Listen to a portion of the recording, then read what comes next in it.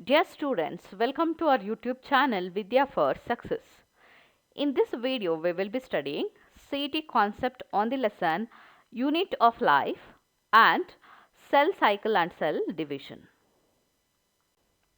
Then our first question, which of the following contributes to differences in the two sides of the cell membrane? So, cell membrane is called as a plasma membrane. So, this membrane is selectively permeable in nature. And if you see the structure of the cell membrane, there are three macromolecules can be noticeable. One is protein, another one is lipid, then one more is carbohydrate. So, they are arranged in different pattern, and the percentage of macromolecule is also not same. Clear? So, these components, that means that when they are present in varying percentage, it will make the difference in the two sides. That means on the outer side of the cell membrane we can see some kind of nature, and the inner side of cell membrane, that means when the cell membrane is very near towards the cytoplasmic nature region, the cell membrane will show somewhat different kind of nature. So, these differences can be observable because of the arrangement of macromolecules in the cell membrane. So, protein will be arranged in different way, lipid will be arranged in different way, and the types of lipids what we can see in the cell membrane, that also make the differences across the membrane. Clear? So, let us look into the option A, difference in peripheral protein. So, there are lots of differences we can see in the peripheral protein. So, these proteins are present just on the surface of the cell membrane. It helps in the movement of some molecules. Then option B, different domains expressed on the ends of integral proteins. So, integral proteins are also one kind of protein. They are expressed in different ways. Clear? So, when they need to help in the movement of a molecule, they play very great role in the cell membrane. Clear? So, their expression is also very important in the cell membrane. Then option C, difference in phospholipid types. So, there are different types of phospholipids are also there in the cell membrane. So, all these things are actually making the difference in two sides of the cell membrane. So, the correct answer is option D, all of the above. Yes, our second question is, which of the following limits the movement of molecules when carrier mediated facilitated diffusion is involved? So, here you have to understand what is mean by facilitated diffusion and what kind of molecule crosses the membrane in facilitated diffusion. So, facilitated diffusion is a type of diffusion. So, diffusion always occurs from a region of higher concentration to lower concentration. Clear, right? So, what type of molecules will undergo facilitated diffusion? So, if the molecule they are soluble in water, they will cross the membrane through the protein carriers. So, that kind of movement takes place by the water soluble molecule across the membrane through the protein carrier is called as facilitated diffusion. Clear, right? So, there are many factors present in the cell that will helps in the facilitated diffusion. So, when the molecule, water soluble molecule is crossing the carrier protein, the concentration gradient is very important because the diffusion always occurs from higher concentration to lower concentration. So, concentration gradient is one factor that is helpful in the facilitated diffusion. Clear? And one more factor is availability of proteins in the membrane. So, without the carrier protein, the movement of water soluble molecule does not takes place across the membrane. So, availability of carrier molecule is very important. Clear? And the temperature. So, required temperature is essential to causes the movement of molecule from higher concentration to lower concentration. So, without these factors, the movement of molecule does not occurs. Clear, right? So all these factors are also act as a limiting factor for the movement of molecule. Clear, right? So the correct answer is option D, all of the above, because concentration of gradient is essential for the movement of molecule, then availability of carrier protein, then temperature. So all these are the very important factor. Without this factor, the movement of molecule does not occurs from higher to lower concentration. So the correct answer is option D. Then the third question is, which of the following is not characteristic of the fluid mosaic model for biological membrane? So biological membrane is nothing but a plasma membrane. So the structure of plasma membrane is very well explained by one of the model called as fluid mosaic model. So according to this model, the lipid concentration will be present in more compared to protein and carbohydrate in most of the plasma membrane. Clear. So there are some exception cases are there where we have more protein compared to lipid, but these macromolecules are arranged in mosaic pattern. Clear. So that kind of arrangement will give fluid nature to the membrane so that any molecule can cross the plasma membrane very easily. Clear. So that kind of flexibility is there in the plasma membrane. So let us look at the option which one is not actually the characteristic feature of the mosaic model of plasma membrane. So option A, fluidity. So fluidity, as I told, this is one of the nature of plasma membrane. Then option B, components symmetrically distributed. So this is the wrong statement with regarding the structure of membrane, because whatever the component we can see in the plasma membrane, that is the carbohydrate, protein and lipid, they are not symmetrically distributed, they are asymmetrically distributed. That means their percentage is not same in the plasma membrane. Then option C, membrane components that can move about. So this is the right, because of the fluid nature of the plasma membrane, the components can show some kind of movement. Then option D, structure reflects function. So structure of the plasma membrane always reflects its function. So how the intrinsic proteins are arranged, how the extrinsic proteins are arranged. So the structure of the plasma membrane actually reflects the function of it. Clear. So the correct answer here is option B, because this is not actually the characteristic feature of plasma membrane. Then the fourth question, which of the following statements about membrane carbohydrate is not true?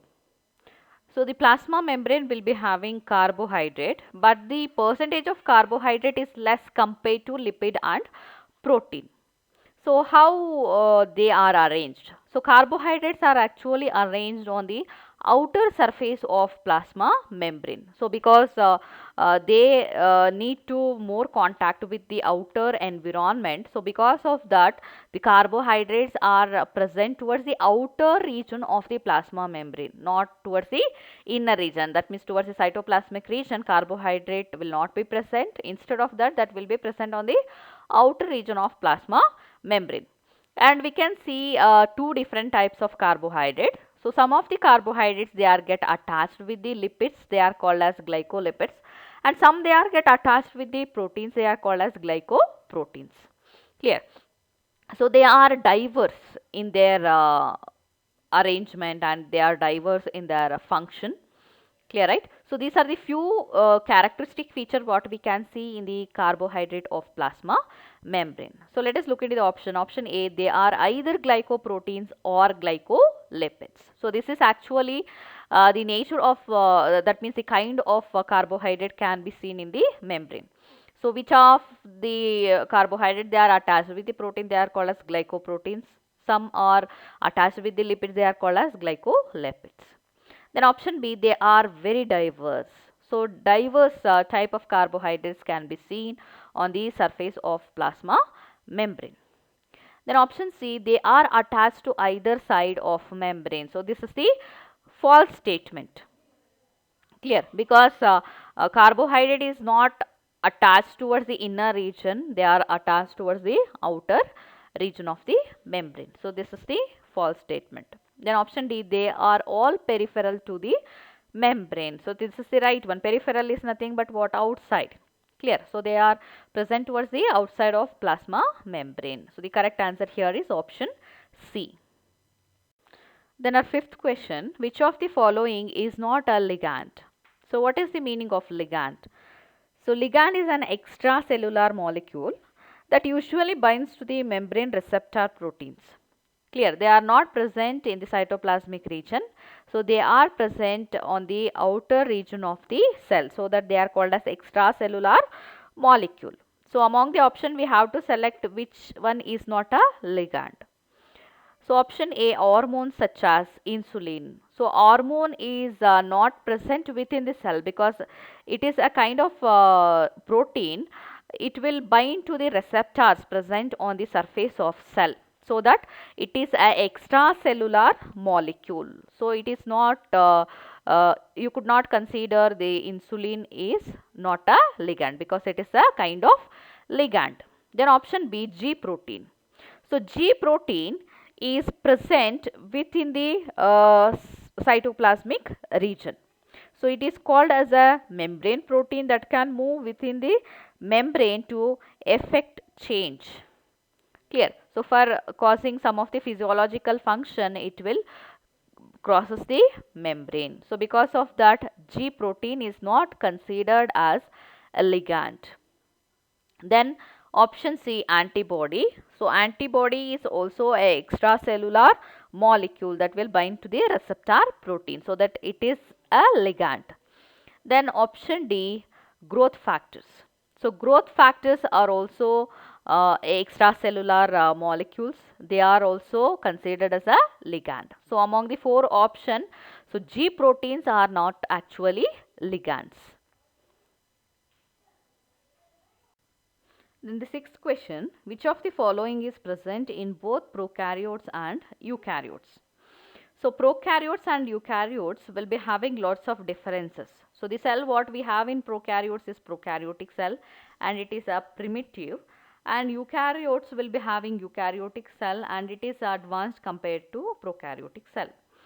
So what is the difference? Main difference we can notice in the prokaryotes and eukaryotes. So prokaryotic cells will not be having cell organelles, but the cell organelles are present in eukaryotes. Clear. And some of these structures what we can see in the eukaryote, that is present in the prokaryote also. So among the option we have to select which one is commonly present in both the organism, prokaryotes as well as eukaryotes. So option A, lysosomes. So lysosomes are the cell organelles. They are present in eukaryotes, not in prokaryotes. Option B, vesicles.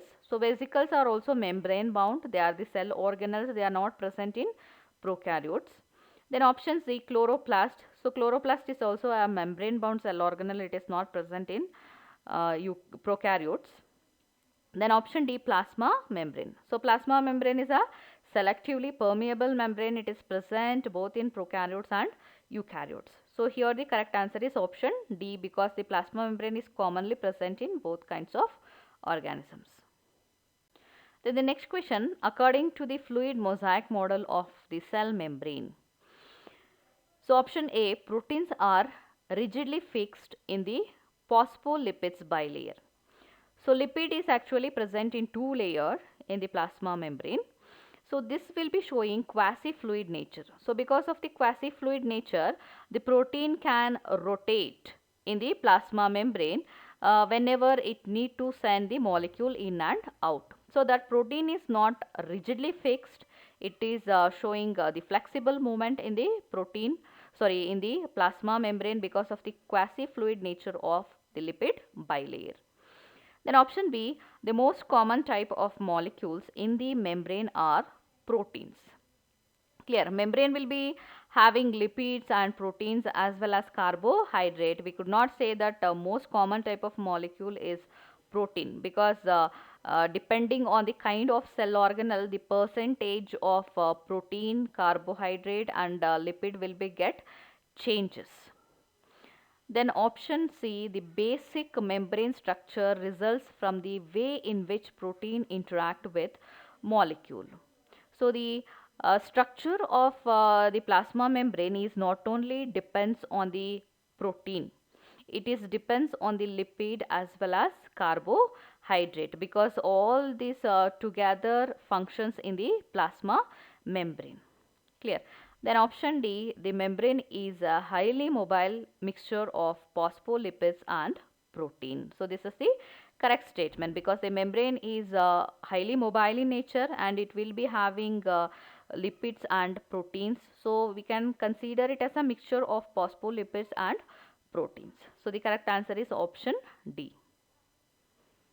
Is the next question. The best way to identify a cell as either prokaryotic or eukaryotic is to determine whether. So for identifying whether the cell is prokaryotic or eukaryotic, we should know certain characteristic feature.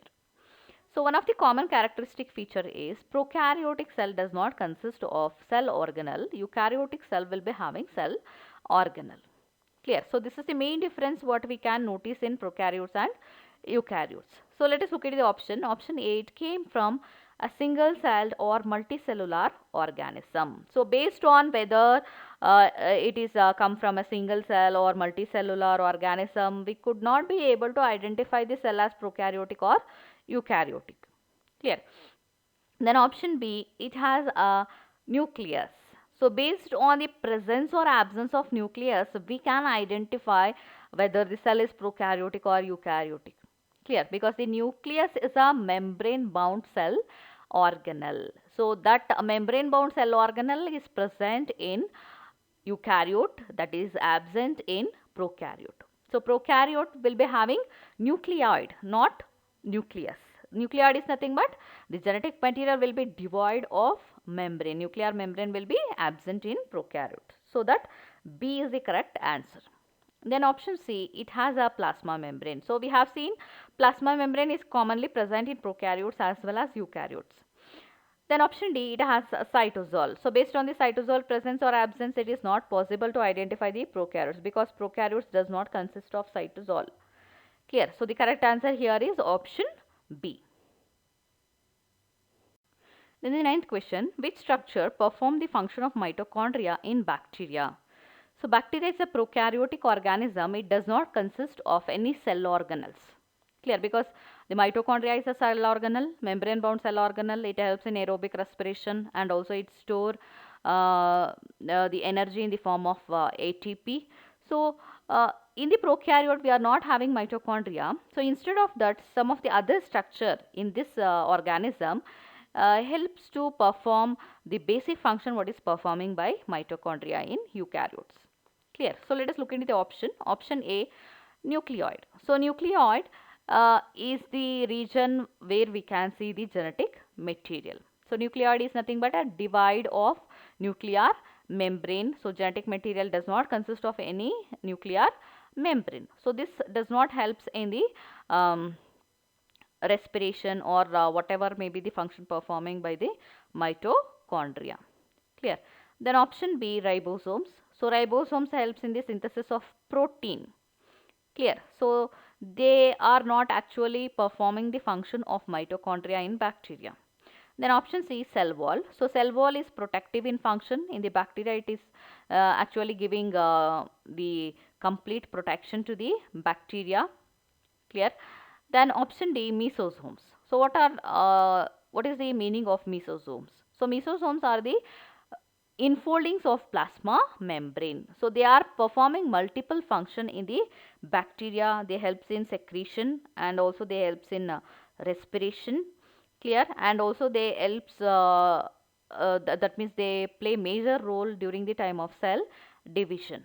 Clear. So most of the functions in the bacteria is actually performing by mesosome. So if you take the respiration performing by a mesosome, that function in the eukaryotic organism is performing by mitochondria. Clear. So the function of mitochondria in bacteria is performing by mesosomes. So the correct answer is option D. Then the next question, which of the following cell membrane component serve as recognition signals for interaction between cells. See, for interaction of one cell with the another cell, one of the component present in the cell membrane is very essential. Clear? So, that actual component sends signal from one cell to the another cell. That means any kind of message that can easily send from one cell to the another cell because of that component. Clear? What is that component? So, if you go through the detailed structure of plasma membrane, one of the component is present towards the peripheral region of the membrane. So, that component is nothing but carbohydrate. Clear? So, there are two type of carbohydrates can be seen. If the carbohydrate is attached to the lipid, that carbohydrate is called as glycolipid. So, some of the carbohydrate they are get attached with the protein, they are called as glycoproteins. Clear, right? So, they are actively participate in sending any kind of signal between the cells. Clear, right? So, let us see the option. Option A, recognition proteins. So, recognition proteins are not helps in the sending of signal because they are not a part of cell membrane. They are not actually component of cell membrane.